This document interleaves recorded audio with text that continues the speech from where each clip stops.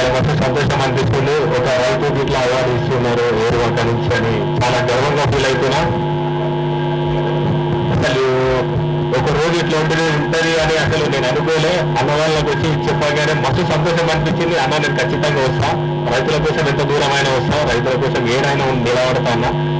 ఇలా రైతు పడే కష్టం నార్మల్ గా ఎవరికి కనిపించదు, కానీ ఒక్కసారి పొలంలోకి వచ్చి చూస్తే ఆ రైతు బాధ ఏందో కళ్ళ నిండా చూసి మాత్రమే తెలుస్తారు.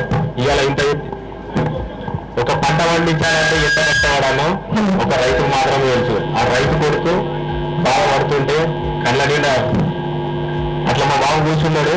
నేను తెలంగాణ కూర్చోకుంటే మా బాబు డాక్టర్ పెడుతుంటే ఆ బాధ ఏంటో నాకు తెలుసు.